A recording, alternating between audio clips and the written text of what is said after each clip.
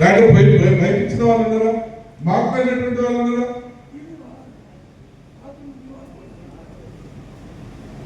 అందుకని నేను కూడా ఈరోజు ఒక స్ట్రాంగ్ నిర్ణయానికి వచ్చాను. అధికారులను మీ మండల నాయకులు ఎవరైతే తీర్మానం చేస్తారో వాళ్ళని ఏర్పిస్తాను. వాళ్ళతోటి పని చేయించుకోవాల్సిన బాధ్యత మీదే. ప్రతి మండలానికి 8 మందిని కమిటీ వేస్తున్నారు. ఆ 8 మంది సెలెక్ట్ చేసినటువంటి వాళ్ళు పదవులు చేయాలి. మండల పార్టీ ప్రెసిడెంట్ అయినా, జిల్లా పార్టీ ప్రెసిడెంట్ అయినా, ఇంకొక పదవైనా, ఏదైనా సరే ఈ 8 మంది మీరు అనుబంధ సంఘాల్లో కానీ లేదంటే మండలానికి సంబంధించినటువంటి పదవులు కానీ ఇది కార్యకర్తలుగా, నాయకులుగా మీరు మీ టాలెంట్ను ఉపయోగించి పనిచేస్తేనే ప్రజలకు మనం న్యాయం చేయగలుగుతాం. ప్రజలకు మనం న్యాయం చేయలేనప్పుడు నీ నాయకత్వాన్ని నమ్మరు, నా నాయకత్వాన్ని కూడా నమ్మరు.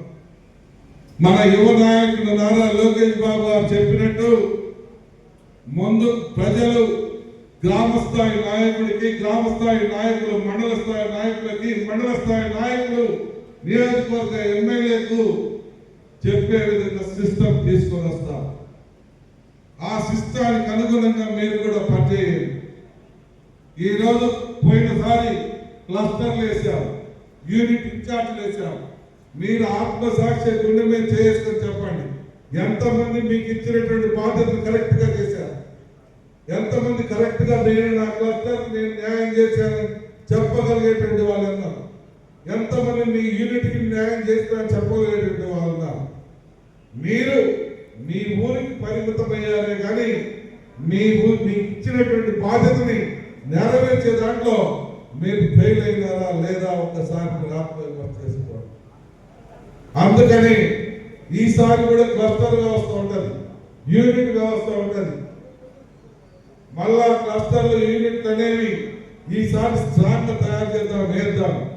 మీరు కూడా డైలీ పార్టీ కోసం 2 గంటలు కష్టపడటం అనేది మీరు తప్పకుండా అలవర్చుకోమని చెప్పి నేను మిమ్మల్ని అందరినీ చేతులు జోడించి వేడుకుంటూ చెప్తా ఉన్నా.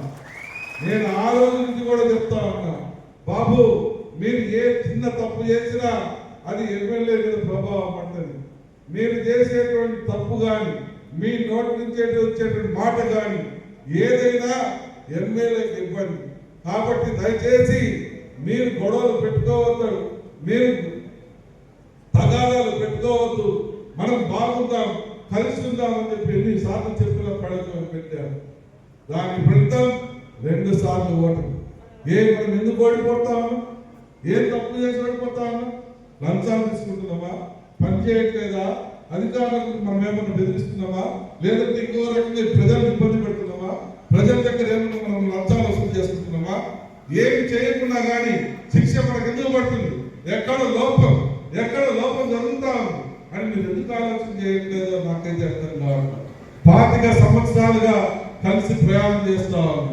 ఇక్కడైనా కానీ ఈ గడ్డ మీద తెలుగుదేశం పార్టీ అనేది జీవితాంతం నిలబడే విధంగా చేయాలంటే మనం ఏ రకంగా కష్టపడాలి, ఏ రకమైనటువంటి ప్లాన్ తో ముందుకు పోవాలనేటువంటి ఆలోచనలు మీరు చేయాలి. కానీ అలా కాకుండా నేనేం చేసుకోవాలి, నేను బాగుండాలి, నేను ఎలా బాగుండాలి అనేటువంటి ఆలోచనని పక్కన పెట్టమని, వాటితో పాటు ప్రజలతో పాటు మీ బాగోగులు కూడా చూసుకుని మీరు కూడా బాగుండే విధంగా ప్లాన్లు చేసుకుంటే బాగుంటుంది. కానీ అచ్చం మీరే బాగుండే విధంగా చూసుకుంటే అది ప్రజలకు నష్టము, పార్టీకి నష్టం వస్తుందని ఈ సందర్భంగా నేను గుర్తు చేస్తాను.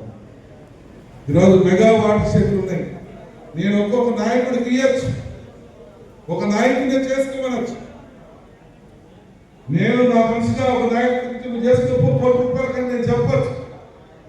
కానీ నేను ఎందుకు ఒక ఊర్లో ఉంటే, ఒక ఊర్లో మెగా వాటర్ షెడ్ ఉంటే ఆ ఊర్లో ఉన్నటువంటి 10 మందికి, 5 మందికి, 20 మందికి, ఎంతమంది ఉంటే అంతమంది నాయకులకు ఎందుకు పంచాను? ఎవరి కోసం పంచాను? మీరందరూ బాగుండాలని లాస్ట్ 5 సంవత్సరాలు మీరు ఖర్చు పెట్టుకున్నారు.